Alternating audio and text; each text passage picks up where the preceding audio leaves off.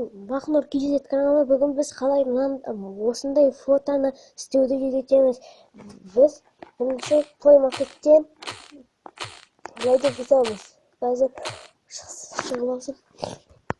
Play Market'ке кіреміз. Қазір кіріп жатыр.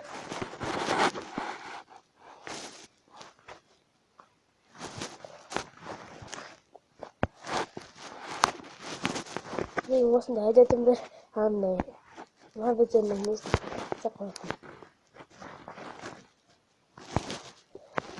бұндайды қалай істейтінді үйретеміз.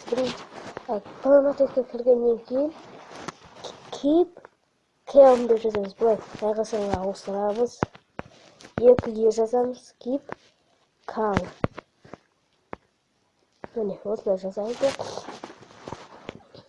Бірінші тұрғанда установить етеміз. Біз оны ашамыз. Установить етіп алғаннан кейін Keep calm and carry on деп тұр. Сіз мына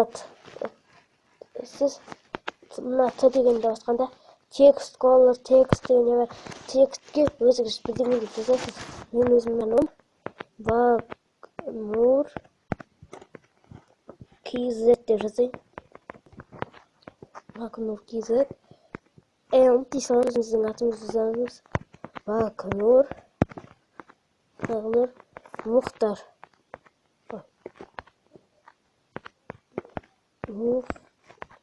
Мұхтар. Міне сіздерден шығады.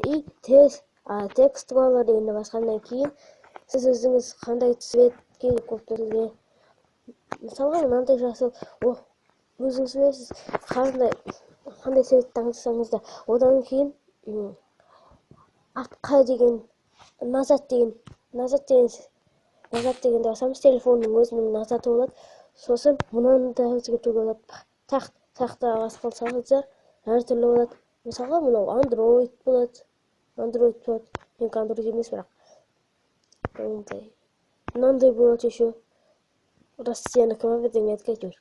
Машина, сағатта болады. Мен өзім патшанікін қоям. Сіздер өздеріңіз білесіздер қайсыны қойсаңыздар да. Мынандай бар.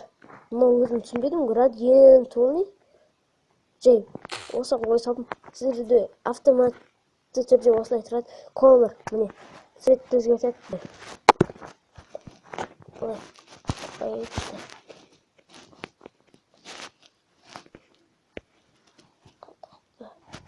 Қойгетейін. Басам, міне, сіздерде осындай шығады. Сіз бұны әр түрлерге жібере аласыз. ВКонтактеге, Bluetoothпен жібере аласыз. Email, Picasso, өзім білмеймін Picasso не екенін. Кешіріңіздер. Әр түрлі болады. Сосын оны қалай сохранить етеді десеңіздер,